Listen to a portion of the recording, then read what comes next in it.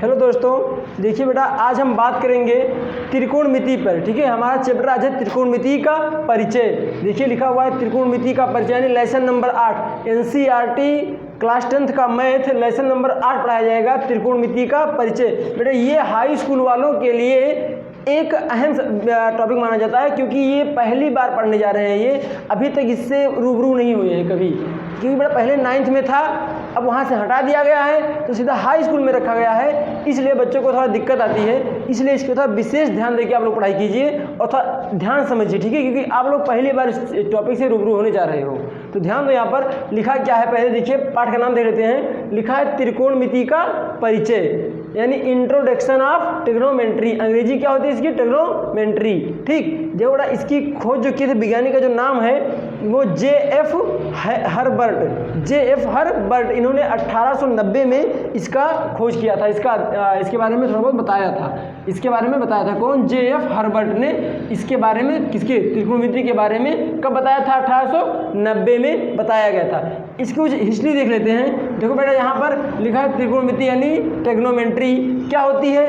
त्रिकोणमिति में किसी एक, देखो क्या लिखा है, त्रिकोणमिति में किसी एक त्रिभुज के भुजाओं और उनके कोणों के बीच के संबंध का अध्ययन किया जाता है। ठीक है, इस बेटा जो हम चैप्टर पढ़ने जा रहे हैं, जो टॉपिक पढ़ने जा रहे हैं, इसमें हम क्या करते हैं, त्रिभुज के कोण और उनकी भुजाओं के बीच संबंध का अध्ययन करते हैं। समझ में आया। मान लीजिए कोई त्रिभुज है, ऐसे कोई त्रिभुज है, तो इसके जो कोण बने हुए हैं ये और जो भुजाएं देख रहे हो, इनके बीच में जो संबंध होगा उसका अध्ययन करते हैं। किसमें, इस टॉपिक में। किस टॉपिक में, त्रिकोणमिति में। समझ में आया ना।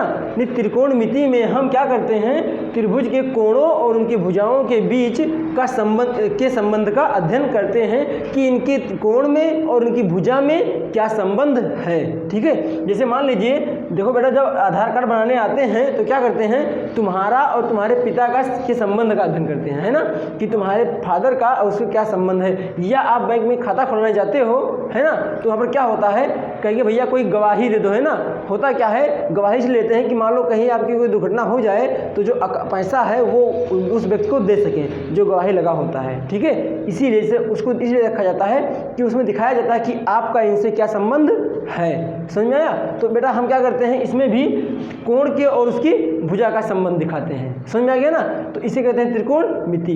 ठीक, अब देखो बेटा यहाँ पर बात करते हैं कि त्रिकोण क्यों लगाया गया है और आखिर मिति क्यों लगाया गया। पहले यहाँ ध्यान देते हैं कि आखिर इसका देखो यहाँ लिखा है त्रि मतलब क्या होता है, त्रि मतलब होता है तीन। क्या होता है, तीन। और कोण का मतलब तो कोण होता है, सबको पता होगा। ठीक, मिति का मतलब होता है माप, मतलब तीनों कोणों का माप। ठीक, किसके अंतर्गत है, त्रिकोणमिति के अंतर्गत। समझ गए ना, तीनों कोणों का माप। त्रि मतलब तीन, कोण मतलब कोण, एंगल, मिति का मतलब माप, तीनों कोणों का माप। किसके तीनों कोणों का माप, त्रिभुज के तीनों कोणों का माप। समझ आ गया ना।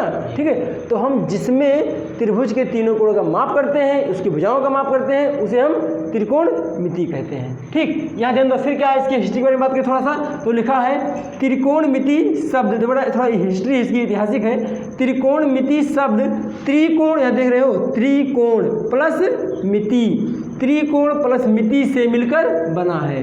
जो त्रिकोणमिति है वो त्रिकोण प्लस मिति से मिलकर बना है, जिसका अर्थ क्या होता है, जिसका अर्थ होता है त्रिभुज के तीनों कोण और उसकी भुजाओं के माप से होता है। ठीक, क्या हमने कहा, इसमें लिखा है, हमने क्या बताया कि त्रिकोणमिति जो है वो त्रिकोण और प्लस मिति से मिलकर बना है, जिसका अर्थ क्या होता है, जिसका मतलब होता है कि त्रिभुज के तीनों कोण, त्रिकोण का मतलब क्या, त्रिकोण का मतलब त्रिभुज के तीनों कोण और मिति का मतलब माप। तो त्रिभुज के तीनों कोण और भुजा और उसकी भुजाओं के माप से होता है। ठीक, इसमें बेटा त्रिभुज के तीनों कोण लेते हैं और उनकी भुजा लेते हैं, उनको मापते हैं, किसमें, त्रिकोणमिति में। ठीक, तो इस त्रिकोणमिति का अर्थ क्या होता है, त्रिभुज के तीनों कोणों और उनकी भुजाओं का माप। ठीक है, अब देखो बेटा इसके बाद फिर इसे अंग्रेजी में ट्रिग्नोमेट्री कहते हैं, जिसकी उत्पत्ति ग्रीक शब्द, मेरा ग्रीक एक लैंग्वेज होता है, एक भाषा होती है, ग्रीक शब्द ट्राइगोन प्लस मेंटर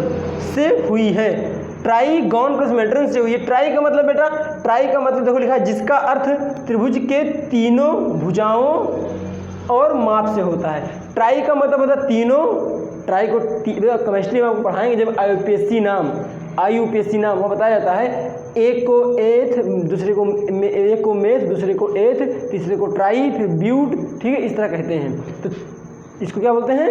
ट्राई, ठीक है। ये ग्रीक शब्द है, वहाँ पर IUPAC नाम पूरा ग्रीक शब्द ही लिया जाता है। जब केमिस्ट्री पढ़ाएंगे हाई स्कूल की, ठीक है, वहाँ बताई जाएगी कि एक को कहते हैं एथ, दूसरे को मेथ, दूसरे को कहते हैं एथ, तीसरे को कहते हैं ट्राई, 4 को ब्यूट, 5 को पेंट, 6 को हेक्स, ठीक है। ये काउंटिंग सिखाया जाएगा आपको वहाँ पे। तो यहाँ केवल जानो 3 क्या बोलते हैं? ट्राई। 3 को क्या बोलते हैं? ट्राई। तो ट्राई और यहाँ पे गौन मतलब भुजा होता है, ठीक, और मेंटर का मतलब माप, ठीक है। तो यहाँ देखिए मेंटर का मतलब माप से हुई है, जिसका अर्थ देखो लिखा है, जिसका अर्थ त्रिभुज के, ट्राई मतलब तीनों, और गौन का मतलब भुजाओं, और मेंटर का मतलब माप से होता है, ठीक। यहाँ देखो हम दिखा भी दिए हैं कि त्रिकोणमिति शब्द किससे मिलकर बना है? त्रिकोण प्लस मिति बराबर क्या? त्रिकोणमिति। त्रिकोण का मतलब तीनों कोण, मिति का मतलब माप, ठीक है। तो त्रिकोण तीनों कोणों का माप। फिर देखो बेटा यहाँ अगर अंग्रेजी की बात करें ग्रीक शब्द की, तो यहाँ देखो ट्राई जो लिखा था वहाँ पे, फिर ये गौन और यहाँ मेंट्रन। ट्राई का मतलब 3, गौन का मतलब भुजा, भुजा, और मेंट्रन का मतलब माप, यानी तीनों भुजाओं का माप, त्रिकोणमिति, ठीक है। समझ आ गया ना? बेटा इसमें हम क्या करते हैं? त्रिभुज के तीनों कोणों और उसकी भुजाओं का माप करते हैं, या उसकी भुजाओं का अध्ययन करते हैं। किसमें? त्रिकोणमिति में, ठीक। तो अगर कोई परिभाषा पूछता है कि त्रिकोणमिति किसे कहते हैं, तो क्या बताओगे? जिसमें हम त्रिभुज के तीनों कोणों और उसकी भुजाओं का माप करते हैं, उसे कहते हैं त्रिकोणमिति कहते हैं। समझ आ गया ना? बहुत आसान शब्दों में भाषा आ गई, और बेटा इसकी हिस्ट्री भी समझ में आ गई होगी। इसके खोज किसने किए थे? JF हर्बर्ट, ठीक है। ये साइंटिस्ट थे जिन्होंने इसका खोज किया था। कब किया था? 1890 में किया था, ठीक है। फिर बेटा अब सब जान गए त्रिकोणमिति का मतलब क्या होता है, ये बताओ क्या होता है त्रिकोणमिति मतलब? त्रिभुज के तीनों कोणों का माप, ठीक है। त्रि मतलब 3, कोण का मतलब कोण, और मिति का मतलब माप, ठीक, तीनों कोणों का माप। समझ आ गया ना? तो होता है त्रिकोणमिति के अंतर्गत। तो बेटा आप लोग इतना लिख लो पहले, फिर हम दोबारा आते हैं।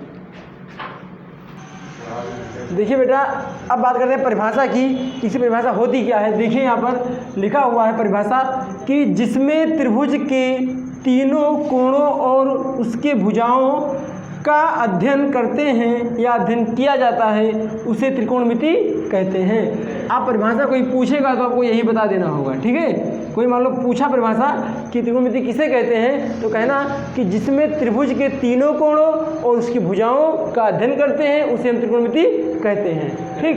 फिर देखो बेटा अब बार बार आ रहा है, एक वर्ड आ रहा है दौड़ दौड़ के, छटक के, क्या आ रहा है वो? बार बार घूम घूम के आ रहा है, ये बकलोल। कौन सी लिखा है? त्रिभुज, है ना। आखिर ये क्या है? दौड़ दौड़ के आ रहा है, छटक के, हाँ हम भी हैं, हाँ हम भी हैं, है नहीं। तो इसका देखो ये किसे, ये क्या होता है? ट्रायंगल, त्रिभुज कहते हैं। देखो त्रिभुज की भाषा अगर देखी जाए तो क्या होती है? तीनों भुजाओं से घिरी हुई आकृति को क्या कहते हैं? त्रिभुज कहते हैं, ठीक। सिंपल सा भाषा कि 3 भुजाओं से घिरी हुई आकृति को त्रिभुज कहते हैं। यहाँ देखो इसकी एक भुजा यहाँ से यहाँ है, A से B, और फिर B से C, और C से A। तो ये क्या है? एक प्रकार की त्रिभुज है, ठीक। ये भी एक तरह का क्या है? त्रिभुज है। 3 भुजाओं से घिरी हुई आकृति को त्रिभुज कहते हैं, ठीक। समझ में आ गया ना? तो बेटा आप लोग नोट करो, ठीक। इसके बारे में तो बड़ा, इसके बाद हम बात करेंगे फिर कि त्रिभुज के प्रकार। वैसे त्रिभुज कई प्रकार के होते हैं ना। अरे समकोण त्रिभुज, समबाहु त्रिभुज, समद्विबाहु त्रिभुज, है ना, बहुत सारे त्रिभुज होते हैं, ठीक है। पर हमें यहाँ सिर्फ बात करना है समकोण त्रिभुज पे। किसके पे? समकोण त्रिभुज पे। हम बेटा जो अध्ययन करेंगे उनके कोणों का, उनकी भुजाओं का, वो इसमें हम सिर्फ अध्ययन करते हैं समकोण त्रिभुज के भुजाओं का और उसके कोणों का, ठीक है। तो हम यहाँ क्या पढ़ेंगे? सिर्फ समकोण त्रिभुज पढ़ेंगे कि समकोण त्रिभुज क्या होता है, उसकी कोण क्या होते हैं, उसकी भुजा कैसी होती है, उसके बारे में बात करेंगे। क्योंकि हम इसमें सिर्फ समकोण त्रिभुज के बारे में अध्ययन करते हैं, सब त्रिभुज के बारे में नहीं करते हैं कि समद्विबाहु हो, समद्विबाहु हो, चाहे जो हो, सब पे अध्ययन नहीं होता है। सिर्फ समकोण त्रिभुज पे अध्ययन होता है बस। इस चैप्टर में, पूरे चैप्टर में हम सिर्फ समकोण त्रिभुज पे ही अध्ययन करते हैं। तो इसके बाद हम क्या पढ़ेंगे? समकोण त्रिभुज। त्रिभुज के प्रकार में क्या पढ़ेंगे? समकोण त्रिभुज, ठीक है। पहले इतना आप नोट कर लो। देखिए बेटा अब हम बात करेंगे त्रिभुज के प्रकार। तो हमने अभी बताया ना कि त्रिभुज के कई सारे प्रकार होते हैं, ठीक है। बहुत सारे समकोण त्रिभुज, फिर क्या है बेटा समद्विबाहु त्रिभुज, समद्विबाहु त्रिभुज, ठीक है। तो जितने होते हैं सारे बहुत होते हैं, पर हमें सिर्फ यहाँ पढ़ना है कौन सा त्रिभुज, समकोण त्रिभुज। हमें यहाँ सिर्फ पढ़ना है समकोण त्रिभुज। तो बेटा क्या होता है समकोण त्रिभुज, देखते हैं यहाँ पर लिखा है ऐसा त्रिभुज जिसका एक कोण 90 अंश का होता है। कोई एक कोण, चाहे जो तीनों कोणों में से कोई एक कोण कितने अंश का होना चाहिए, 90 अंश का होगा, उसे क्या कहेंगे, समकोण त्रिभुज कहेंगे। जिसकी आकृति निम्न है, देखो बेटा इसकी आकृति यहाँ बनाई गई नीचे, ये कोण कितने अंश का है, 90 अंश का। कोण भी कितने अंश का है, 90 अंश का है, ठीक। देखो एक कोण, एक चाहे ये कोण हो 90, चाहे ये कोण चाहिए, एक कोण कोई 90 अंश का हो, उसे क्या बोलेंगे, समकोण त्रिभुज। अच्छा अब आप कहोगे सर ये बताइए समकोण त्रिभुज है कि नहीं है, ये बताइए आप लोग, समकोण त्रिभुज है कि नहीं है ये। यहाँ देखो बेटा, मान लो हमने इसको कर दिया इस तरह से और इसको कर दिया हमने इस तरह से, बताओ ये समकोण त्रिभुज है कि नहीं है। नहीं है। नहीं है कि है, कैसे, कौन कौन सा कोण 90 अंश, बताओ कौन सा एंगल 90 अंश का है, अगर है तो 90 अंश किस तरह होता है, इससे तो होता है, देखो ऐसे तो, ऐसे तो ये वाला, ये कोण कितने अंश का है, 90 अंश का, एकदम सही बेटा, ये कोण 90 अंश का है। तो ये क्या है, समकोण त्रिभुज है। समझ आया कि नहीं आया। अच्छा एक आकृति और देखो बेटा, अगर मैं इसको इस तरह बना दूं तो बताओ ये समकोण त्रिभुज होगा कि नहीं होगा। यहाँ से इस तरह, यहाँ से इस तरह से, और मैं इसको इस तरह कर देता हूँ।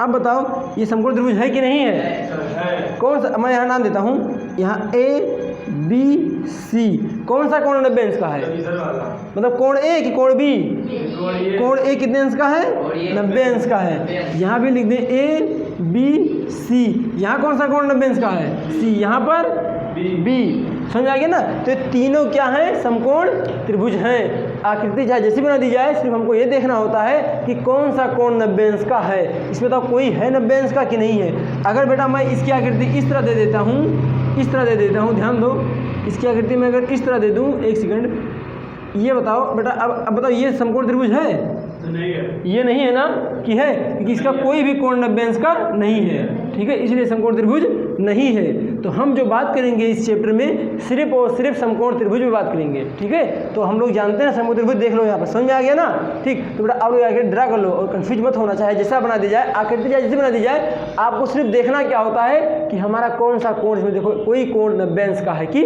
नहीं है, बस, ठीक है, उसे कहते हैं समकोण त्रिभुज। परिभाषा भी देखो लिखा क्या है कि ऐसा त्रिभुज जिसका एक कोण 90 अंश का होता है उसे हम समकोण त्रिभुज कहते हैं। तो देख लो यहाँ पर सारे कोण कितने हैं, समकोण त्रिभुज हैं, क्योंकि सबका एक ना एक कोण, कोई ना कोई कोण 90 अंश का है। बेटा सारा कोण 90 अंश नहीं होता है, सिर्फ एक कोण होता है, कितना, सिर्फ एक कोण, चाहे ये, चाहे बी, चाहे सी, ठीक है, कोई एक कोण 90 अंश का होना चाहिए, तो क्या होगा, समकोण त्रिभुज होगा, ठीक। बना लो ये।